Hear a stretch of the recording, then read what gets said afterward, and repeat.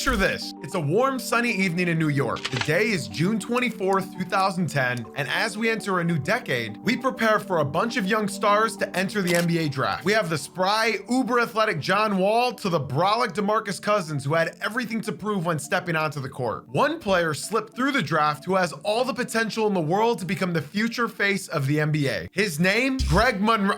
Wait, his name? Paul George of Fresno State University. This young buck took the league by storm. He even gave us some of the most memorable playoff series against the great LeBron James. Everyone, including myself, had this kid running the league for years to come. George. O'Neal goes down. George. Oh, he's not human! But then, everything changed. If you look at their faces, Fran, I don't think there's... Yep.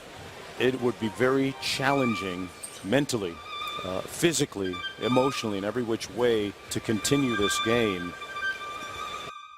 What's going on, guys? I'm Jay-Z, and I'd like to welcome you to the very first video on my channel. I don't have anything to promote other than anyone want to be my first sub. Enough of that. Let's talk about the rise and the fall of Podcast P, Paul George. PG-13 was not heavily scouted coming out of high school. This may come as a shock, as he was averaging 23 points and 11 rebounds per game while also leading his team to a state title. Scouts only had him at a 3-star recruit and wasn't even ranked as a top 150 player entering college at Fresno State. It was there when he truly made a name for himself. Paul George was known for being this hyper-athletic wing who got to the rim and shot efficiently. In his 2 years at Fresno, he averaged 14 points, then 17 points per game on basically 50% shooting splits. PG had a great college career, but let's move on into the NBA. Draft day. I remember this like it was yesterday, and before any of y'all call me Unc, I'm 26, so be nice, please. I was 12 years old, anxiously watching who the Detroit Pistons would draft that year. Could it be Paul George, Gordon Hayward, maybe even an Eric Bledsoe? Oh well, there's always next year, right?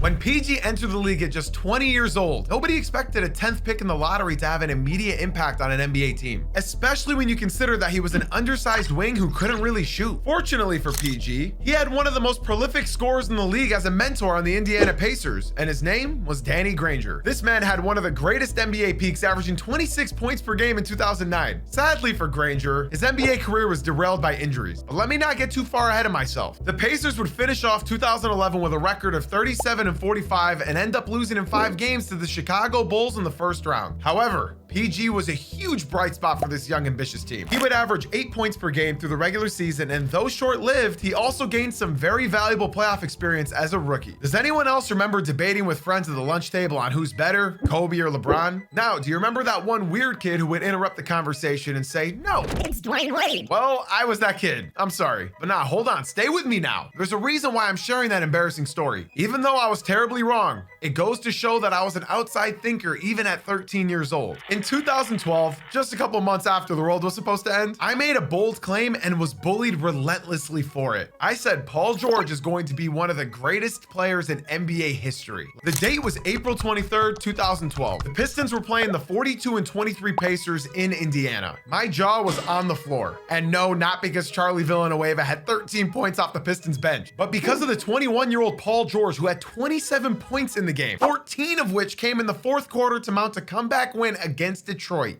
This may seem like an irrelevant regular season game from almost 13 years ago to you, but for someone who's watched every single Pistons game for 17 years straight, this game still lives in my head rent-free. This didn't just start my fanboy era for Paul George, but it was also around the time he put the NBA on notice when he faced the super team in Miami just 2 weeks later. George may not have had that great of personal stats that series, but it was a sneak peek of what we should expect for years to come. The Pacers had all the momentum they needed following PG's regular season leap and becoming the NBA's most improved player. They defeated the Hawks and got past the Knicks in 6 games each. This is where the world took notice to the young budding star in Indiana, which brings us to one of the most entertaining playoff series in modern day basketball, Indiana versus Miami. Before that series, Paul George was seen as talented, young, but a little too passive at times. Analysts questioned whether he had the mindset to be the go-to guy for Indiana, especially in clutch moments. He had improved in 2013, but before the Eastern Conference Finals, there were concerns about whether or not he can create his own shot efficiently against Miami's elite defense. And oh boy, were they wrong. George, emerging as a star, went head-to-head with LeBron, who was at the peak of his dominance with the Heat. In Game 2, Paul George had a breakout performance, including a huge dunk on Birdman Chris Anderson and a clutch deep 3 over LeBron to send the game into overtime. However, LeBron responded with a game-winning layup at the buzzer in OT. In Game 6, George exploded for 28 points, forcing a Game 7, but fouled out late. And finally, in Game 7, LeBron took over, scoring 32 points and leading Miami to the NBA Finals, while PG only had 7 points. Throughout the series, George showed that he can compete with LeBron, averaging 19 points, 6 rebounds, and 5 assists, while LeBron also dominated with 29 points, 7 rebounds, and 5 assists per game. The series went 7 games, with Miami ultimately winning 4-3, proving LeBron's continued dominance, but also cementing PG's rise to superstardom. After this series, the narrative completely changed. The media wasn't questioning whether or not PG was a star. Instead, they were wondering when LeBron was going to pass the torch to him as the face of the NBA. By the 2013 offseason, George had become a household name, and media discussions shifted to whether Indiana could dethrone Miami in the future. Heading into the 2013-14 season, the Indiana Pacers were supposed to take over the East. They had the best defense, a rising superstar in Paul George, and revenge on their mind after falling short to the Miami Heat the year before.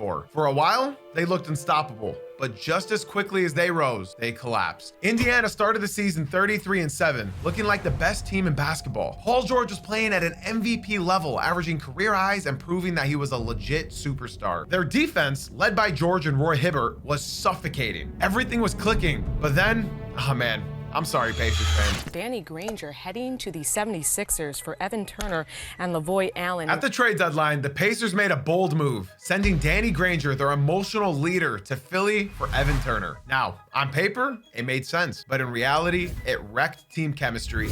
Indiana struggled, their offense fell apart, and the locker room turned toxic. Hibbert disappeared and Lance Stevenson played selfishly. Paul George did his best to hold things together, but even he couldn't stop the slide. After starting 33-7, the Pacers finished out the season going 23-19. Despite finishing the #1 seed, the Pacers nearly lost in the first round to the 38-win Hawks. They struggled again against the Wizards, and when they finally faced Miami, it wasn't even close. The Heat exposed all of their weaknesses. Indiana lost in 6 games, and just like that, their championship window slammed shut. The Pacers had all the pieces, but chemistry issues, a bad trade, and late season struggles tore them apart. Within a year, Stevenson left, Hibbert faded, and Indiana was no longer a contender. Would you believe me if I said that's not even the worst part? Paul George suffering a serious lower leg injury, and we're going to take a break and come back right after this. There's no way the game could have gone on under the circumstances. I know what you guys are all thinking. Oh, that's why Paul George hasn't won a ring or become the face of the NBA, right? That's not the reason. Let me stop you right there. While Paul George did miss 76 games in the 2014-15 season due to his leg injury, some fans around the world think he never came back and lived up to his potential. Well, that's wrong. Not only did he return, but he came back even better than he ever was. In the 2015-16 season, PG played 81 games, averaged a career high 23 points per game, named an all-star, and even got placed on the All-NBA third team. This was his best analytical season yet, and he's only 25. His reward? Getting bounced in the first round against the Raptors. Unfortunately for PG, the team around him was just not enough. This pattern continued for another year. George averages a career high in points, his team struggles around him and gets utterly embarrassed in the first round yet again. This time to the Cavs, and yep, you guessed it, LeBron James. PG was rightfully upset with how poorly the Pacers management built a team around him. So he walked into the GM's office and told them that he's had enough and wants to be traded to LA preferably. Management did the right thing and traded him to, well, the Thunder will trade for all-star forward Paul George. Paul George has been traded to the Oklahoma City Thunder. With PG-13 finally in town, OKC had a new big three: Russell Westbrook, Paul George, and soon-to-be acquired Carmelo Anthony. The goal? Compete with the Warriors, take over the West, and prove that small markets could land superstars. Biggest issue with the Thunder team is the big three. They just take their turns. They kind of just go in one at a time. Hey, P, they said I got to come off the bench. Despite the ups and downs, something unexpected happened. Paul George actually enjoyed playing in OKC, enough to shock the world yet again. On July 6, 2018, Paul George did what nobody saw coming. Let me say it again, I'm here to stay. He stayed. I mean, congratulations to the Thunder. Congratulations to Sam Presti. Congratulations to Russell Westbrook. I am stunned he took this deal. Signing a 4-year, $137 million extension with OKC, he doubled down on his future with Westbrook. The Lakers' dream was put on hold. The 2018-19 season was absolutely massive for PG. Not only did he finish the year at 3rd in MVP voting, but he also averaged his all-time career in points with 28 per game and was also first-team All-NBA. The severe leg injury that he suffered just 4 years ago doesn't feel real. Paul George was officially back and better than ever. Lillard, long-range three, and it's good! You literally cannot make this up. It's a tough shot. You know, it's a tough shot. Live with it. After getting humiliated in the playoffs again, PG decided that he's had enough in OKC after just 2 years. What happened next was one of the biggest trades in NBA history. A new era for the Clippers officially began yesterday as the team introduced Kawhi Leonard and Paul George. Stunned to say the least. The Paul George part is what's stunning. On July 6, 2019, the Oklahoma City Thunder traded Paul George to the Los Angeles Clippers in exchange for a lot. Safe to say, Oklahoma made the right decision. The Clippers finally had their superstar duo, Kawhi Leonard and Paul George. This trade instantly made them championship contenders. With Kawhi and PG, they were ready to take over Los Angeles. Or so they thought. Did you really expect anything else? George missed almost half of the season due to injury, and things didn't go quite as planned. In 2020, the Clippers suffered a humiliating playoff collapse, blowing a 3-1 lead to the Denver Nuggets. Paul George struggled and went from playoff P to pandemic P. George, way off. It's the side of the backboard. But PG didn't stay down for long. In 2021, when Kawhi went down with an injury, George carried the Clippers to their first ever Western Conference Finals, and he proved that he was still that guy until Paul George had just been through one of the most frustrating seasons of his career. He started the year playing like an MVP, then came down with an elbow injury, then the long recovery, then a triumphant comeback, only to have his season end in the most unexpected way possible. A positive test result for that C-word sickness right before the biggest game of the year. And the Pelicans are going to win it. The Pelicans are going to the playoffs. Don't worry though, things are starting to turn around, trust me. The Clippers decided to get PG and Kawhi more help. They signed Russell Westbrook to help the duo and form a new big three in LA. Oh man, even though George was named an all-star in 2023, the team's biggest issue wasn't lack of talent. It was the inability to stay healthy. PG missed the rest of the year and they inevitably lost in the first round again. Fast forward to the 2024 season where the Clippers added former MVP James Harden to pair with Kawhi and PG. George also had his healthiest season in 5 years, and of course, it just so happened to be a contract year. This wasn't just PG's healthiest year, but Kawhi also played the majority of the season. Things are starting to look up in LA until we got to the playoffs where Kawhi went out due to injury, tried to play, but still couldn't avoid getting bounced by Luka and the Mavericks. Hold on, y'all. I gotta pause this video real quick. Dude, this is depressing. This does not get any better. After 5 seasons with the Clippers, George's tenure was marked by moments of brilliance overshadowed by postseason shortcoming. Paul George, this could tie it. Oh, gee. The allure of a fresh start in the pursuit of an elusive championship prompted him to explore opportunities beyond Los Angeles. Let's be real though, the Clippers just wouldn't give him the 4-year contract extension that he wanted. You know, he wants that 4th year on his contract. The Clippers have not offered it. And certainly, you know, he's looking at that Clipper roster and asking himself too, are we a championship contender? All those factors. Podcast P was extremely vocal about wanting a longer deal that would guarantee his money. I'm not mad at him for wanting his bag. Enter the Philadelphia 76ers. Fresh off a series of playoff disappointments and eager to maximize Joel Embiid's prime, the 76ers saw an opportunity to reshape their roster. They offered Paul George a 4-year, $212 million maximum contract, aiming to create a formidable trio alongside Embiid and rising star Tyrese Maxey. Does this sound familiar? As the season progressed, Nonetheless, the anticipated dominance never materialized. Injuries plagued the roster, with George missing significant time due to persistent issues. He hurt his pinky. Joel Embiid, despite signing a 3-year, $193 million extension, was limited to just 19 games so far, further compounding this team's woes. By mid-February 2025, the 76ers found themselves with an abysmal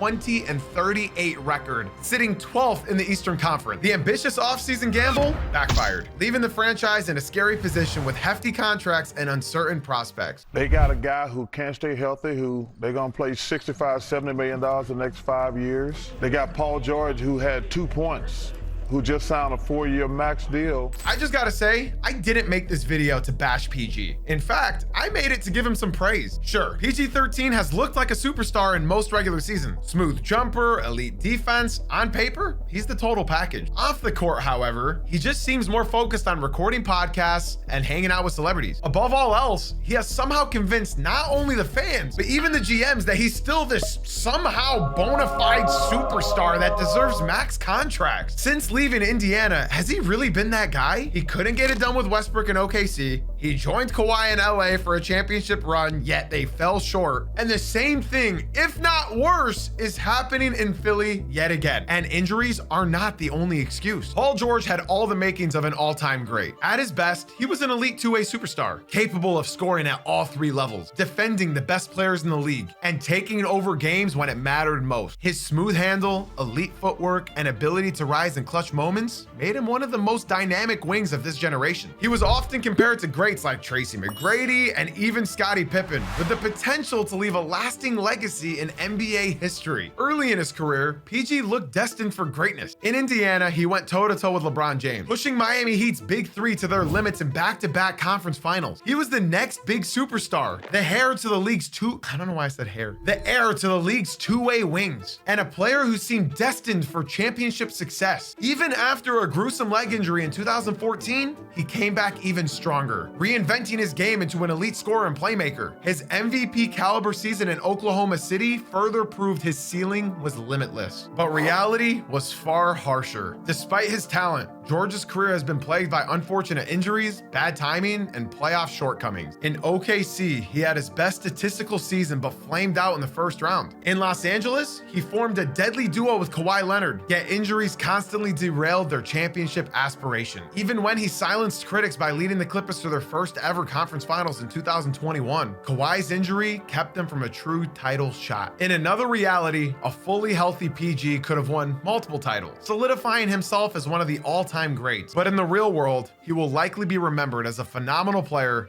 an elite scorer, a defensive menace, and one of the smoothest wings of his generation, who just never had the right circumstances or drive to reach the mountaintop.